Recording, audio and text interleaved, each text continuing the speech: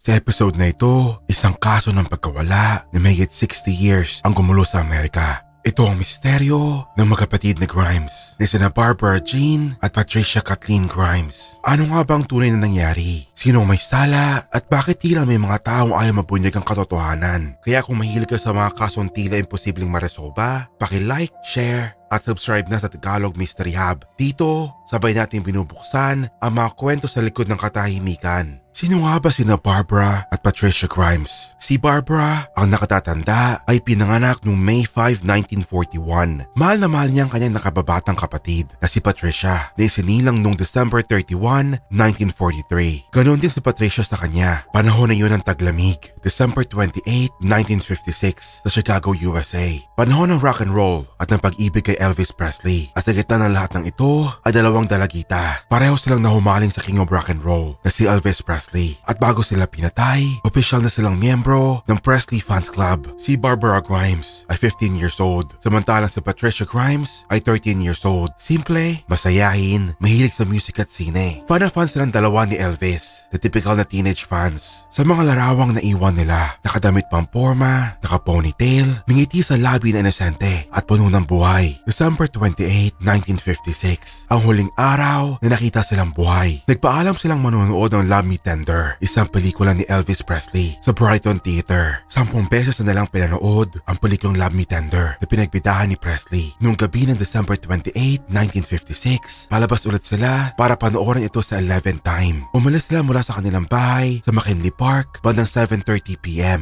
Pitpit ang pangakong babalik bago maghating gabi. Hindi malinaw kung paano sila nakarating sa Brighton Theater na may 1.5 miles ang layo, pero karaniwan nilang nilalakad yun o sinasakyan ng bus. May dala silang humigit kumulang sa $2.50 at sinabihan si Barbara na magtira ng 50 cents sa kanyang pitaka kung sakaling gusto nilang manood ng pangalawang palabas. Ayon kay Dorothy Weinert, kaibigan ni Patricia sa eskwela, nanood din siya ng pelikula kasamang kanyang kapatid at nakaupo sila sa likod ni na Barbara at Patricia kahit kumpirmadong nakarating ang magkapatid sa Brighton Theater. Umalis si Dorothy at ang kanyang kapatid sa pagitan ng double feature, mga 9:30 p.m. at nakita pa nila ang magkapatid na Grimes na nakapila para bumili ng popcorn. Masaya at walang bakas ang pagkabahala ang dalawa. Unang gabi, dahil nanood sila ng pangalawang palabas, inaasahan sila makauwi bandang 11:45 p.m. Ngunit pagsapit ng hating gabi at wala pa rin sila, nagsimulang mag-alala si Loretta Grimes, ang kanilang ina. Pinapunta niya ang dalawa sa kanyang 7 anak, sina Teresa na 17 years old at Joey na 14 years old, sa basta para salubungin sina Barbara at Patricia. 3 bus ang dumaan, ngunit wala magkapatid. Kaya bumalik sina Teresa at Joey para sabihin hindi sila sumakay. Habang naghihintay, tumawag-tawag sa Loretta sa mga kaibigan ng magkapatid. Umaasang baka doon muna sila natulog. Ngunit nang malaman nilang walang may alam kung nasaan ang dalawa, pumunta sa Loretta sa pulisya at inuulat ang pagkawala ng kanyang mga anak bandang 2:15 a.m. noong December 29, 1956. Pangalawang gabi, nagsimula ng panik. Ikatlong araw, buong komunidad na naghahanap. Sinimulan ang isa sa pinakamalaking investigasyon para sa nawawalang magkapatid sa kasaysayan ng Cook County. Daang-daang polis ang inatasang magsagawa ng citywide search para kina Barbara at Patricia. Nag-volunteer rin ang mga polis mula sa karating subdivision. Bumuo rin ng isang task force na nakatuon lang sa paghahanap sa nawawalang magkapatid. Nagkagulo ang media. Naglabasan ng posters at broadcast sa radyo. Sumama ang daang-daang voluntaryo mula sa komunidad sa mga ground searches na sinimulan noong December 29. Kinatok ang bawat bahay sa Brighton Park. Nilinis ang mga kanal at ilog. Mahigit 15,000 flyers ang pinamudmod. Ang mga deboto mula sa simbahan ng magkapatid ay nangalap ng $1,000 bilang gantimpala para sa makakapagbigay ng impormasyon tungkol sa kanilang kinaroroonan. Bago pa man mabuong task force, may ilang investigador na ang nagpalutang ng teoryang baka tumakas ang magkapatid o kaya nagkukubli kasama ang boyfriend. Mariing tinutulan ito ng kanilang mga magulang. May mga haka-hakang lumipad sila papuntang Nashville para manood ng concert ni Presley o gusto lamang nilang subukang mamuhay gaya ng kanilang idolo. Hindi naniwala si Loretta sa mga teoryang ito. Kumbinsido siyang dinukot ang kanyang mga anak. Lahat naman ay gustong tumulong pero sabalay ang koordinasyon. Ang pulis, mabagal, magulo at sa halip na tumutok sa paghahanap, may mga nagsimulang manise. Ang ilan,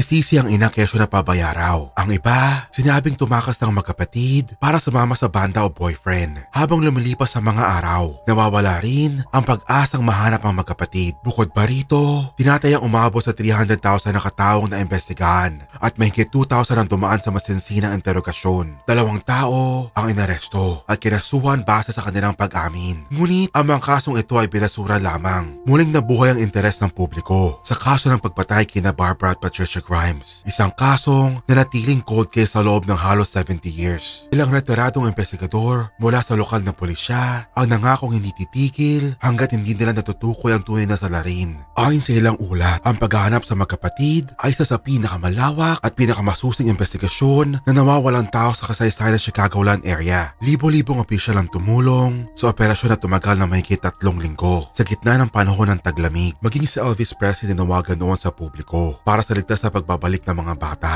Ito ay ayon sa Illinois Missing Persons Awareness Network. Ngunit sa kabila ng lahat ng pagsisikap, nanatiling walang kasagutan ng pamilya Grimes. Hanggang sa isang nakakasindang na tuklas noong huling bahagi ng January 1957. Noong January 22, 1957, isang construction worker na si Leonard Prescott ay may nakitang tila mga manikang kulay laman sa tabi ng isang guardrail sa German Church Road, Willow Springs, Illinois. Akala niya nung una, mga mannequins lang yun. Pero nang bumalik siya, kasamang kanyang asawang si Marie, nawalan nito ng malay nang malaman nilang iyon ang hubad at nagyayelong katawan ni Barbara at Patricia sa gitna ng niebe sa gilid ng isang kalsada sa Willow Springs, Illinois, isang western suburb ng Chicago. Natagpuan ang mga bangkay ng Grimes sisters. Nakahiga ang mga bangkay sa patag na bahagi ng kalsada sa likod ng guardrail. Bago magsimula ang pababang embankment patungong Devil's Creek, si Barbara ay nakatagilid at nakayakap sa kanyang mga binti. May 3 tila saksak sa kanyang dibdib na inakalang gawa ng isang ice pick. May mga pasa at tama sa mukha at ulo niya. Si Patricia naman ay nakatihaya. Ang ulo niya ay nasa tapat ng ulo ni Barbara at ang mukha ay nakatagilid. May mga pasa rin sa kanyang katawan. Sa una, pinaniniwala ang hypothermia sa ng kanilang pagkamatay. Ngunit kinumpirma ng mga otoridad na sila ay pinaslang. Ang autopsy, magkakaibang findings. May nagsabing strangulation, may nala rin ng sexual assault pero walang konkretong ebidensya. Mas nakakatakot pa, tila may pumipigil sa buong investigasyon. May mga nagsimulang bulong-bulungan na baka may makapangyarihang tawang sangkot. Ilang pulis na napagbintangan. May nagsabing posibleng serial killer pero hindi man na nasampahan ng kaso. Mahigit 70 years nang lumipas. Walang nahatulan, walang umamin, walang hustisya. Ang pamilya Grimes na iwan sa tanong, ang misteryo ay nanatiling buhay. Ngunit sino nagpipilit isarado ang kasong ito at bakit? Sa kabila ng masigasig na paghahanap at tulong mula sa media, walang matibay na ebidensyang lumitaw. Sa kalagitnaan ng investigasyon, bilang pangalan o posibleng sospek ang umangat. Bilang kaibigan ng magkapatid, ang nagsabing nakita na ng sumakay ang dalawa sa isang Mercury na kotse. Si Benny Bedwell ay isang drifter. Ang sabi ng ilan, ang Grimes sisters daw ay sumakay ng kotse kasamang isang binatang kawig ni Elvis Presley na si Benny. Nag-confess si Benny pero biglang binawi. Walang ebidensya, walang motibo, hindi lang ang natulak ng kwento. Si Max Flake na 17 years old ay natulang may kasong petty theft. Ayon sa ilang ulat, kinwestiyon siya ng mga pulis nang walang legal counsel pero pinilit ba ang kanyang statement? Walang matibay na ebidensya na si Max nga ang salarin. Isa sa mga ito ay si Edward Bedwell, isang drifter na 21 years old at halos hindi marunong magbasa. Inakusahan niya ang pulisya ng pamimilit ng kanyang pag-amin. Matapos ang matagal na interogasyon, panghuli si Walter Krantz na isang self-proclaimed psychic tumawag sa pulis, sinabing alam niya kung nasaan ang mga bangkay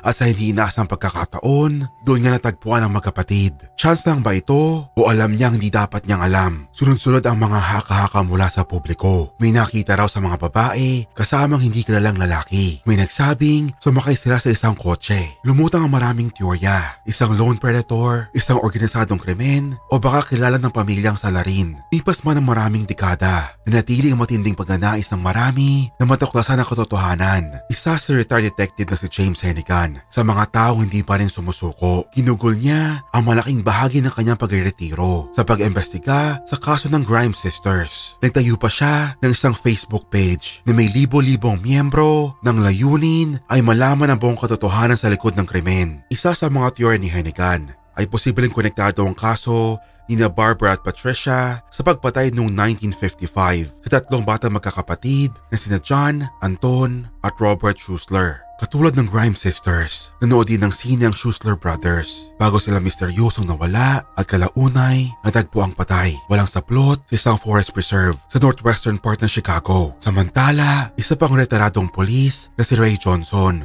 ang patuloy pa rin sa paghahanap ng katarungan para sa magkapatid na Grimes. Subalit, kahit halos 7 dekada na lumipas mula nang mawala sina Barbara at Patricia, nanatiling isang palaisipan pa rin ang kanilang sinapit. Kung ganoon man, handa ba ang batas harapin ang katotohanan kahit masakit? Mas lalong kumulo ang mga tanong. Ang investigasyon ba ay sinabotahe? May mga nagsabing pinilit daw ng mga polis ang confession ni Benny Bedwell. Pinilit daw ng media ang istorya hanggang sa maligaw ang publiko sa haka-haka chismis. Nakatulong ba ang media o naging hadlang sa paghahanap ng katotohanan? Sa huli, ano ang naiwan? Isang bayan na natakot sa dilim. Mga magulang na naging sobrang instrikto, mga anak na nawala ng kalayaan, at ang kaso ng Grimes sisters na naging simbolo ng pagkabigo ng sistemang dapat sa nagpoprotekta. Nakagawa na ng mga pelikula, dokumentaryo at libro sa kwento ng Grimes sisters. Pero isa pa rin itong cold case. Kung may DNA testing na noon, makakatulong kaya iyon? Kung sa paano natin ito nangyari, may hustisya ba agad? O baka may mga misteryong sadyang itinakdang manatiling misteryo? At kayo, sa lahat ng teorya, ano ang mas paniniwalaan nyo? May pagkukulang ba ang media o may mga taong nasa likod ng investigasyon na ayaw matuklasan ang katotohanan? Kung may opinion kayo, i-share ninyo sa comment section. At huwag kalimutang i-like, share at mag-subscribe sa Tagalog Mystery Hub kung nagustuhan niyong kwento natin ngayon. Hanggang sa muli, ito ang Tagalog Mystery Hub. Paalam!